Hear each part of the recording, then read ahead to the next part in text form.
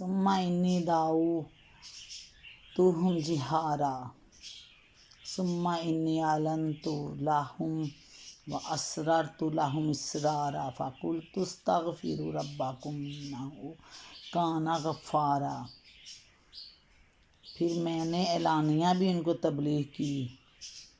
ثم انی دعوتهم جہارا، پھر میں نے ان کو ہانکے پکارے دعوت دی، پھر میں نے ان کو اعلانیہ دعوت دی۔ اعلنت لهم واسررت لهم اسرارا، اور چپکے چپکے بھی سمجھایا، یعنی چھپ کے بھی ان کو تبلیغ کی۔ فَقُلْتُ اسْتَغْفِرُوا رَبَّكُمْ إِنَّهُ غَفَّارٌ، میں نے کہا اپنے رب سے معافی مانگو، بے شک وہ بڑا معاف کرنے والا ہے، إِنَّهُ غَفَّارٌ، بخشنے والا ہے۔ يُرْسِلِ السَّمَاءَ عَلَيْكُمْ مِدْرَارًا، اگر تم معافی مانگو گے، اگر تم اس سے بخشش مانگو گے، تمہیں معاف کرے گا۔ معاف کرنے کے بعد وہ اپنی عطا کیا کرے گا؟ يُرْسِلِ السَّمَاءَ عَلَيْكُمْ مِدْرَارًا، اس کی عنایتیں ہوں گی، وہ تم پر آسمان سے خوب بارشیں برسائے گا۔ وَيُمْدِدْكُمْ، اور تمہاری مدد کرے گا، بِأَمْوَالٍ، مالوں کے ساتھ، وَبَنِينَ، بیٹوں کے ساتھ، اولاد کے ساتھ، وَيَجْعَلْ لَكُمْ جَنَّاتٍ وَيَجْعَلْ لَكُمْ أَنْهَارًا، مال اور اولاد سے نوازے گا، پھر تمہارے لیے باغ پیدا کرے گا اور تمہارے لیے اس میں نہریں جاری کر دے گا۔ مَا لَكُمْ لَا تَرْجُونَ لِلَّهِ وَقَارًا، تمہیں کیا ہو گیا کہ اللہ کے لیے تم کسی وقار کی توقع نہیں رکھتے۔ یہ بات قرآن مجید میں متعدد مقامات پر بیان کی گئی ہے کہ خدا سے بغاوت کی روش صرف آخرت ہی میں نہیں، دنیا میں بھی انسان کی زندگی کو تنگ کر دیتی ہے، اور اس کے برعکس اگر کوئی قوم نافرمانی کی بجائے ایمان و تقوی اور احکام الہی کے اطاعت کا طریقہ اختیار کر لے تو یہ آخرت ہی میں نافع نہیں ہے بلکہ دنیا میں بھی اس پر نعمتوں کی بارش ہونے لگتی ہے۔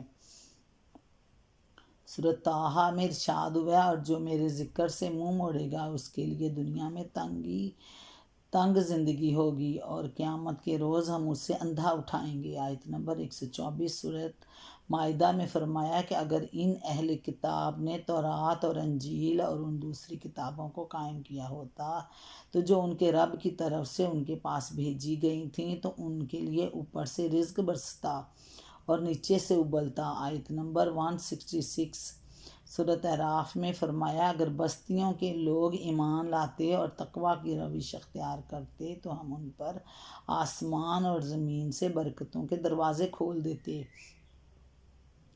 آیت 96 سورۃ ہود میں ہے کہ حضرت ہود علیہ السلام نے اپنی قوم کو خطاب کر کے فرمایا، اور اے میری قوم کے لوگو، اپنے رب سے معافی چاہو، پھر اس کی طرف پلٹو، وہ تم پر آسمان سے خوب بارشیں برسائے گا اور تمہاری موجودہ قوت پر مزید قوت کا اضافہ کرے گا۔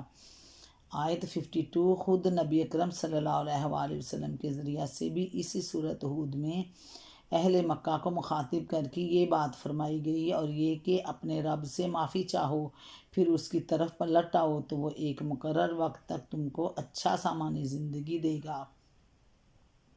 حدیث میں آتا ہے کہ رسول پاک صلی اللہ علیہ وآلہ وسلم نے قریش کے لوگوں سے فرمایا کہ ایک کلمہ ہے جس کے تم قائل ہو جاؤ تو عرب و عجم کے فرما روا ہو جاؤ گے۔ تشریح کے لیے ملاحظہ و تفہیم القرآن جلد اول مائدہ۔ قرآن مجید کی اسی ہدایت پر عمل کرتے ہوئے ایک مرتبہ قحط کے موقع پر حضرت عمر رضی اللہ تعالیٰ عنہ بارش کی دعا کرنے کے لیے نکلے اور صرف استغفار پر اکتفا کیا۔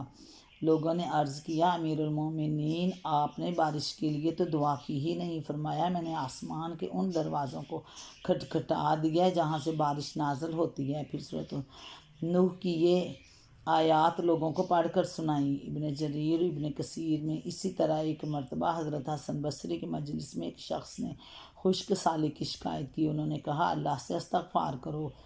دوسرے شخص نے تنگ دستی کی شکایت کی۔ تیسرے نے کہا میرے یہاں اولاد نہیں ہوتی۔ چوتھے نے کہا میری زمین کی پیداوار کم ہو رہی ہے۔ ہر ایک کو وہ یہی جواب دیتے چلے گئے کہ استغفار کرو۔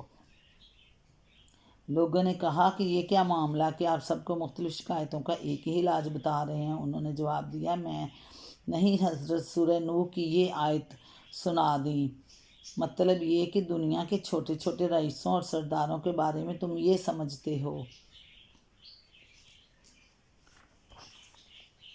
کہ ان کے وقار کے خلاف کوئی حرکت کرنا خطرناک ہے، مگر خداوند عالم کے متعلق تم یہ توقع نہیں رکھتے کہ وہ بھی کوئی باوقار ہستی ہوگا۔ اس کے علاوہ اس کے خلاف تم بغاوت کرتے ہو، اس کی خدائی میں دوسروں کو شریک ٹھہراتے ہو، اس کے احکام کی نافرمانیاں کرتے ہو، اور اس سے تمہیں یہ اندیشہ لاحق نہیں ہوتا کہ اس کی سزا دے گا۔